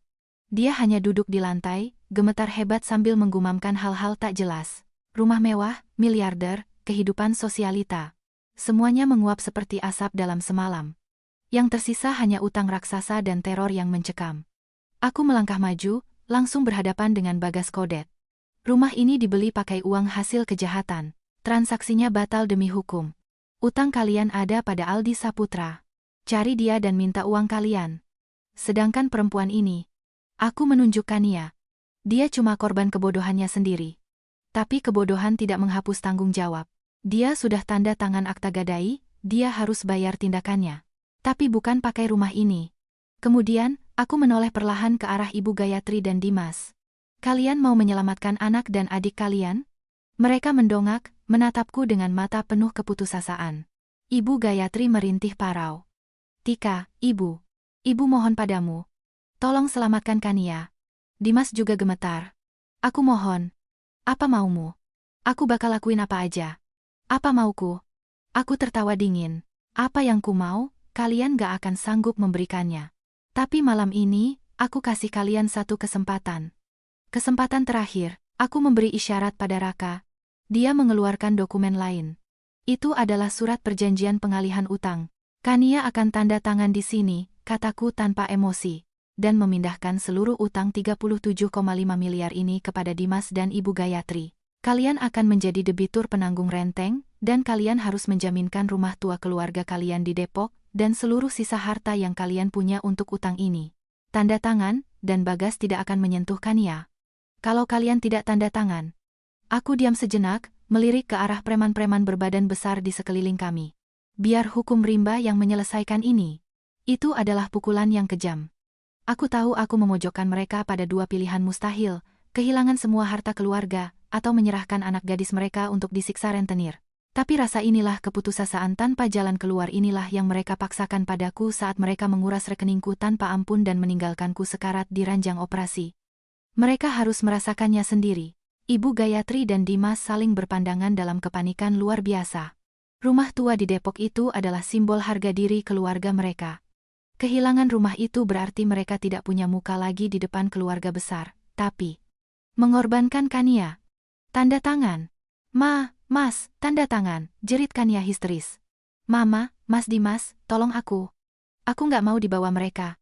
Pada akhirnya, di bawah tekanan tatapan membunuh anak buah Bagas Kodet dan jeritan memilukan Kania, Ibu Gayatri dan Dimas dengan tangan gemetar menandatangani perjanjian itu. Dengan tangan mereka sendiri, mereka menjual masa depan mereka demi menebus kebodohan Kania. Setelah mendapat tanda tangan itu, Bagas Kodet dan komplotannya pergi. Raka dan orang-orang Pak De Haris juga mundur, meninggalkan puing-puing dan kekacauan. Pesta housewarming itu berakhir dalam keheningan yang mencekam dan menyeramkan. Aku tidak mengatakan apa-apa lagi. Aku berbalik dan keluar dari halaman rumah itu. Rumah ini sekarang kembali menjadi milikku, tapi sudah dikotori oleh pengkhianatan dan kehancuran. Aku tak sudi berdiam di sana walau sedetik. Malam itu aku tidak kembali ke rumah sakit. Aku menyewa kamar hotel di lantai atas dan menatap lampu-lampu kota Jakarta. Aku merasa hampa. Dendam telah terbayar lunas persis seperti yang kurencanakan. Mereka sudah mendapat ganjarannya, tapi kenapa aku tidak merasa senang? Di jiwaku hanya ada kekosongan dan hawa dingin.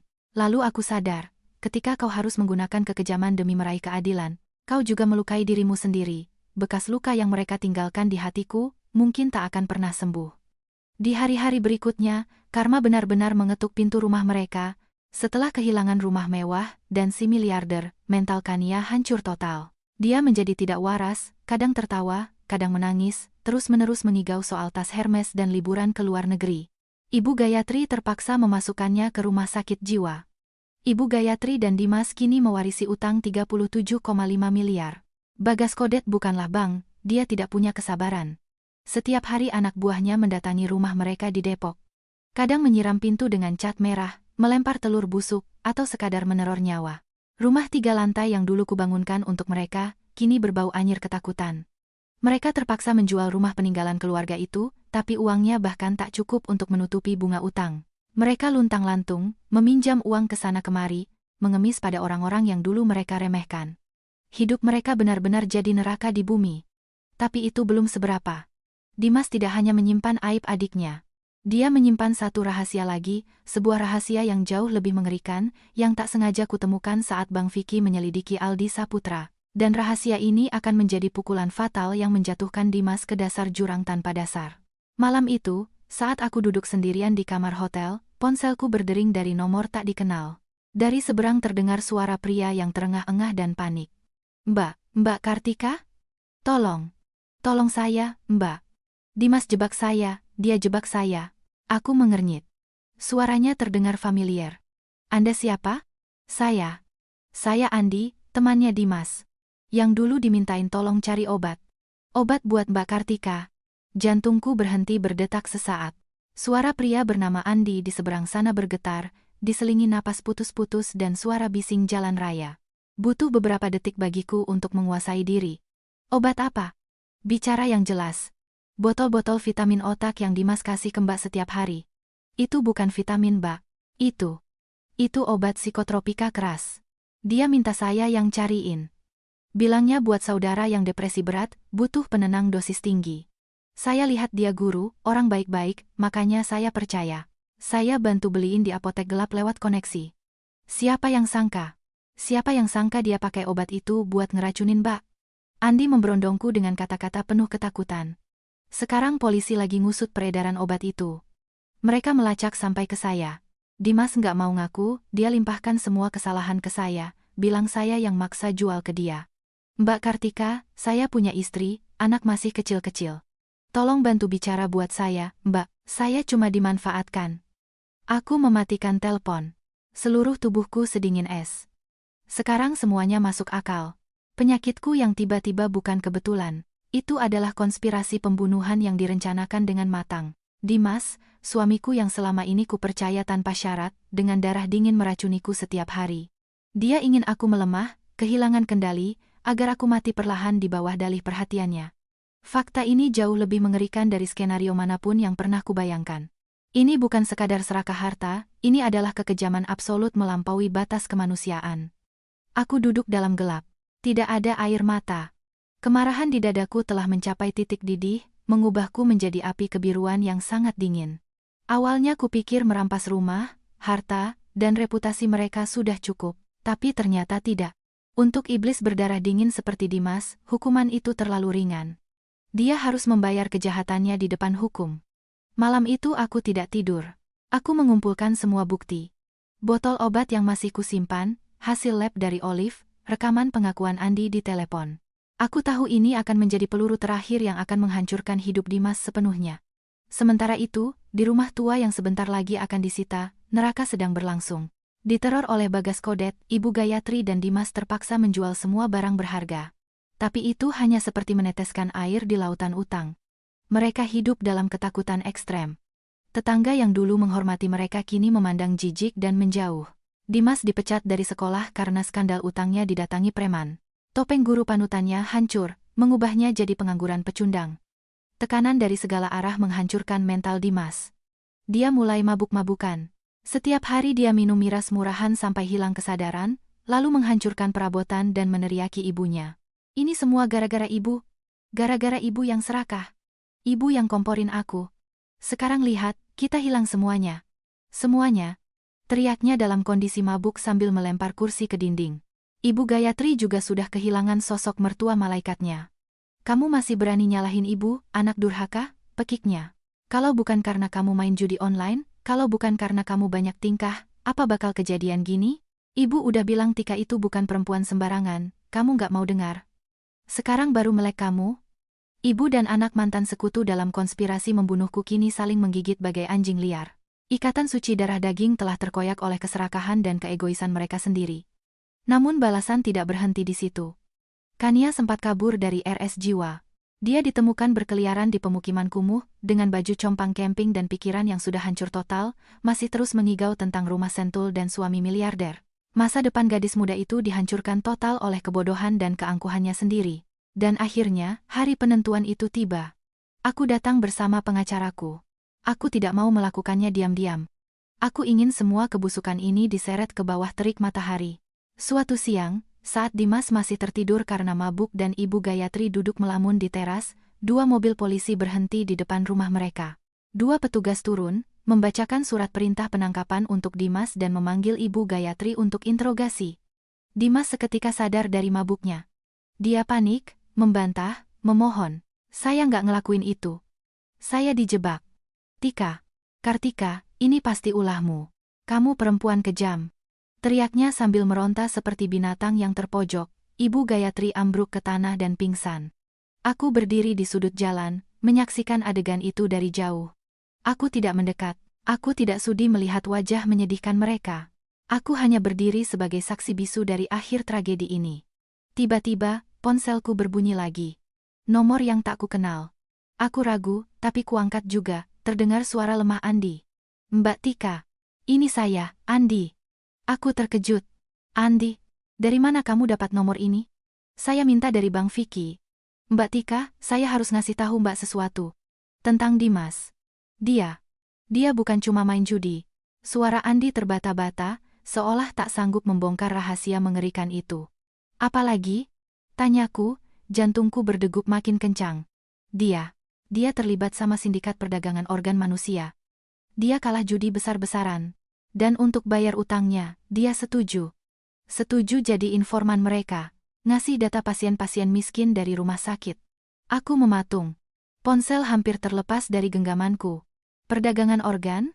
Berarti, saat dia membawaku ke rumah sakit swasta eksklusif waktu itu, bukan cuma supaya gampang dimanipulasi?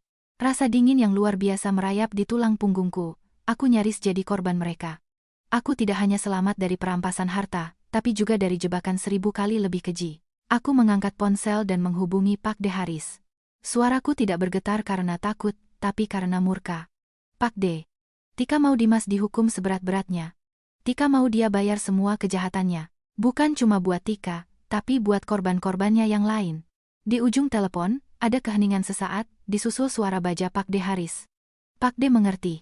Jangan khawatir. Hukum tidak akan melepaskan iblis manapun. Fakta tentang sindikat perdagangan organ yang melibatkan Dimas menjadi bom atom yang meluluhlantahkan sisa-sisa perasaan sekecil apapun yang mungkin masih kumiliki untuknya. Kasus ini bukan lagi sekadar skandal cerai atau penipuan. Ini berubah menjadi kasus kriminal luar biasa yang menarik perhatian publik dan petinggi kepolisian pusat. Aku sadar, dalam permainan ini aku bukan lagi sekadar pemain utama. Aku adalah saksi kunci yang secara ajaib lolos dari sarang harimau. Dengan campur tangan Pak De Haris, rantai kejahatan itu mulai terbongkar satu persatu. Rumah sakit swasta tempatku dirawat digeledah. Profesor internasional itu ternyata dokter cabutan yang izin praktiknya sudah dicabut, yang bersekongkol dengan Dimas dan komplotannya untuk operasi ilegal. Data-data hilangnya pasien miskin diusut tuntas. Dari tersangka penipuan, Dimas naik status menjadi tersangka utama kejahatan luar biasa. Dia ditahan di rutan dengan keamanan maksimum.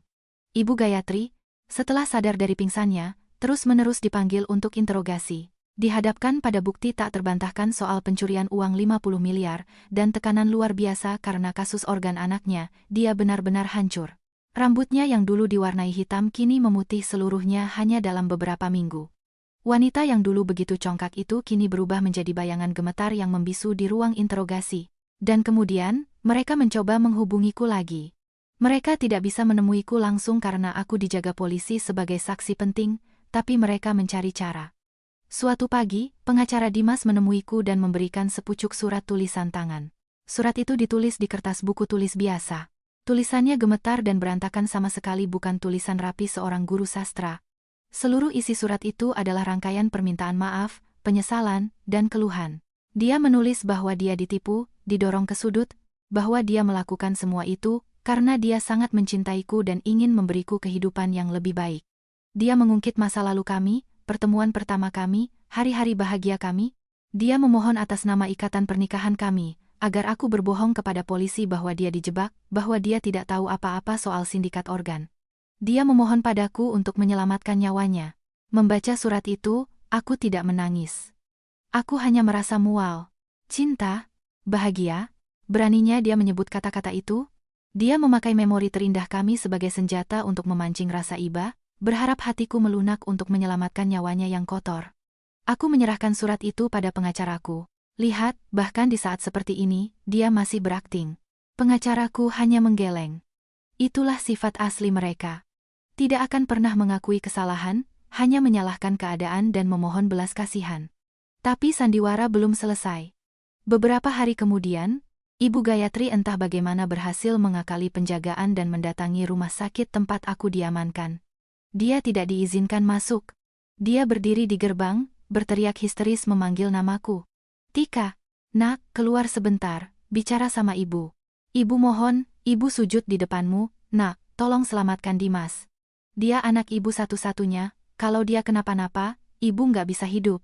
Dan dia benar-benar berlutut tepat di depan gerbang rumah sakit, disaksikan puluhan orang yang lewat. Rambut beruban acak-acakan, baju kusut, wajah keriput yang banjir air mata.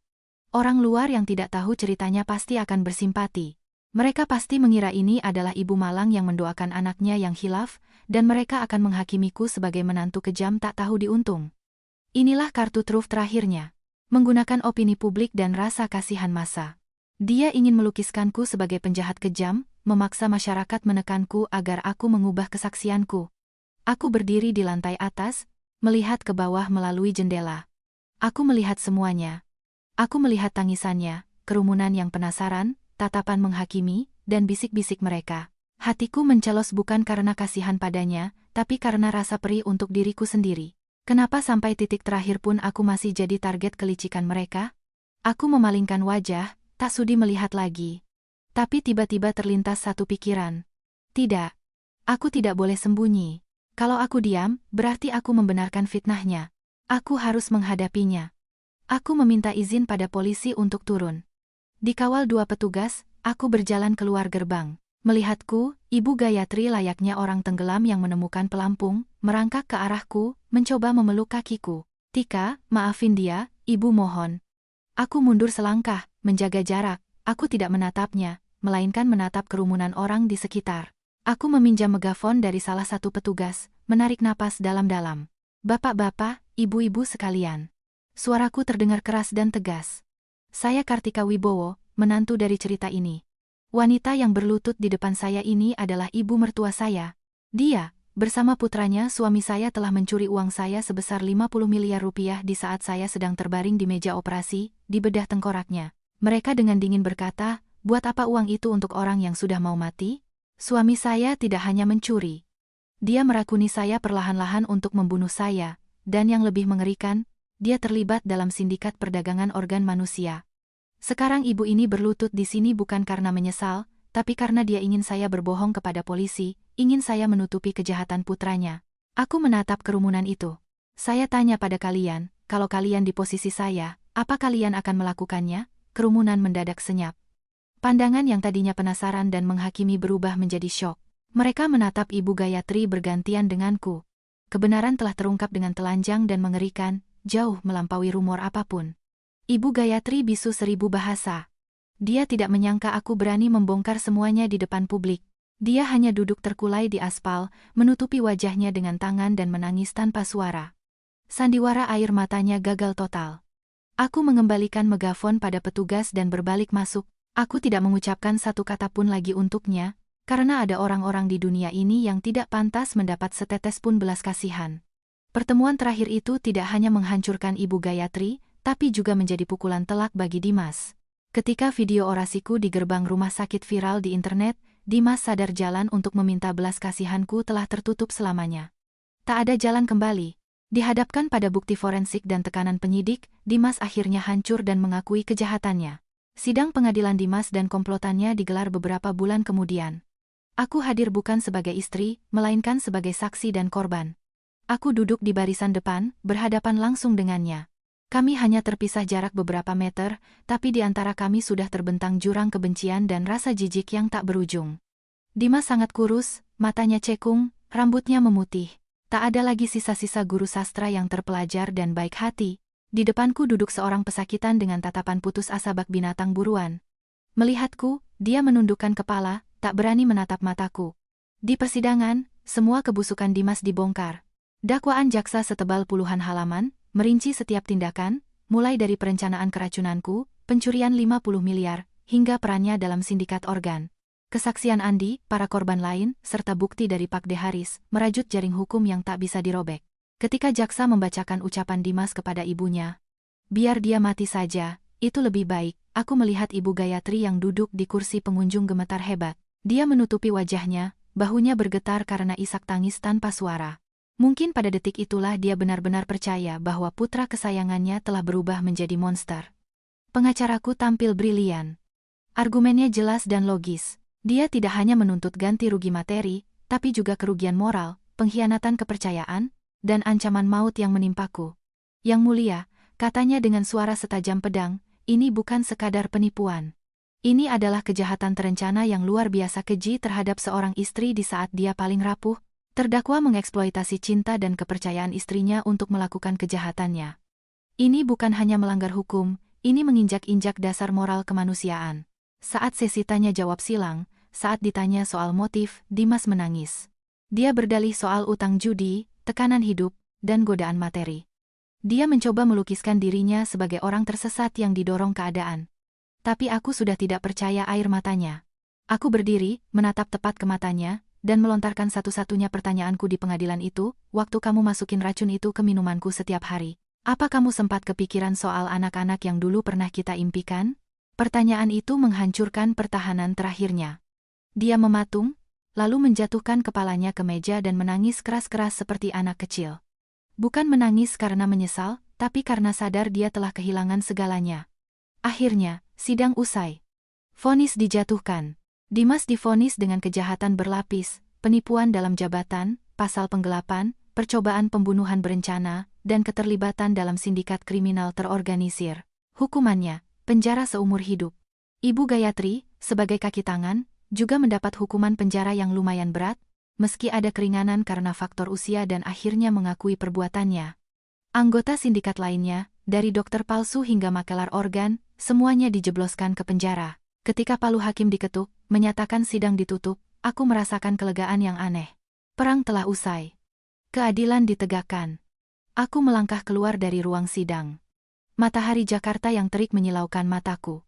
Di pintu keluar, Pak De Haris sudah menunggu. Dia tidak bicara apa-apa, hanya menyampirkan jasnya ke pundakku. Semua sudah selesai, nak. Sudah lewat. Aku mengangguk, dan air mata tiba-tiba tumpah dari mataku. Bukan air mata kesedihan atau kebencian, melainkan air mata kebebasan. Aku telah melewati mimpi buruk. Mimpi buruk yang merampas cinta, kepercayaan, dan sebagian masa mudaku. Tapi dari situ aku belajar satu pelajaran mahal. Hal yang paling mengerikan di dunia ini bukan musuh dari luar, melainkan iblis yang menyamar sebagai keluarga. Dan untuk melindungi diri kita, terkadang kita harus menjadi kejam. Kejam terhadap kejahatan, dan kejam terhadap ilusi naif kita sendiri. Setelah badai itu reda, setelah keadilan ditegakkan, dan mereka yang menabur angin menuai badai, kupikir aku akan bersorak kegirangan. Tapi anehnya, yang tersisa di dalam diriku justru adalah keheningan yang amat dalam. Aku tak lagi marah pada Dimas, tak lagi benci Ibu Gayatri. Aku hanya merasa iba pada diriku di masa lalu wanita yang mencoba membangun istana pasir di atas fondasi kesabaran, yang akhirnya tersapu ombak hingga tak bersisa. Aku sadar bahwa kebaikan yang diberikan kepada orang yang salah adalah kekejaman terhadap diri sendiri. Dan pengorbanan yang tidak dihargai tak ubahnya dengan penghancuran diri. Mungkin ceritaku tidak unik, aku tahu di luar sana banyak perempuan yang nasibnya sepertiku di masa lalu, mengertakkan gigi dan bertahan hari demi hari, membohongi diri sendiri dengan alasan demi keluarga. Berusaha jadi istri dan menantu yang baik, tapi lupa bahwa di atas segalanya, kita adalah manusia yang berhak punya harga diri. Kita boleh mencintai. Kita boleh berkorban. Tapi kita tidak boleh membiarkan siapapun bahkan orang yang paling kita cintai menginjak-injak nilai dan martabat kita. Jangan pernah berpikir bahwa diamnya kita akan membawa kedamaian. Tidak, diamnya seekor domba hanya akan membangkitkan selera makan sang serigala. Ingatlah, kalian tidak berutang pada siapapun untuk hidup dalam kehinaan. Jalan yang kulalui adalah jalan reinkarnasi yang menyakitkan. Dari seorang istri yang hanya tahu cara menunduk, menjadi seorang wanita yang berani mengangkat dagu untuk melindungi dirinya sendiri. Aku kehilangan pernikahan, tapi aku menemukan kembali jiwaku. Terkadang, kita harus berani melepaskan tangan yang tidak ingin lagi memegang erat tangan kita, agar kita bisa berdiri kokoh di atas kaki kita sendiri. Dan percayalah, saat kau berani berdiri tegak, seluruh dunia akan terpaksa melihatmu dengan penuh rasa hormat. Setelah sidang usai, aku kembali fokus bekerja. Kontrak pengadaan sistem robotik dari Jerman akhirnya ditandatangani dengan sukses. Berkat bantuan Pak De Haris dan reputasi bersihku, perusahaanku tidak hancur, malah meroket menjadi pemimpin pasar alat kesehatan di Indonesia. Uang 50 miliar itu kembali ke tanganku, tapi tidak kusimpan untuk foya-foya. Aku menyisihkan sebagian besar keuntungan perusahaan untuk mendirikan Yayasan Kebangkitan Nusantara, sebuah yayasan amal yang mendanai operasi bagi pasien penyakit berat dari kalangan tidak mampu. Aku ingin mengubah rasa sakitku menjadi harapan bagi orang lain. Aku ingin membuktikan bahwa sekejam apapun kehidupan memperlakukanmu, kau selalu punya pilihan untuk tetap menjadi manusia baik. Aku belum menikah lagi, mungkin luka batin butuh waktu lebih lama untuk sembuh. Tapi aku tak lagi merasa kesepian. Aku punya sahabat sejati seperti Olive, Bang Vicky, Pak De Haris, serta pekerjaan dan yayasanku. Aku menemukan kebahagiaan dalam memberi hidup dan senyuman bagi orang lain. Sesekali, aku menerima surat dari Ibu Gayatri di penjara. Surat pendek bertulisan gemetar, sekadar menanyakan kabarku dan permintaan maaf yang terlambat. Aku tak pernah membalasnya, tapi juga tak membuangnya. Kusimpan sebagai pengingat masa lalu. Suatu sore, saat aku sedang merawat anggrek putih di taman rumahku, aku mendapat pesan dari Olive. "Tik, ke kafe langganan kita yang dulu, ada yang mau ketemu." Aku datang. Di meja sudut duduk Andi, mantan teman Dimas. Wajahnya terlihat jauh lebih tua dan kelelahan. Berkat statusnya sebagai justice kolaborator, dia hanya mendapat hukuman percobaan. Dia datang untuk berterima kasih sekaligus menyerahkan sesuatu, buku harian lama milik Dimas.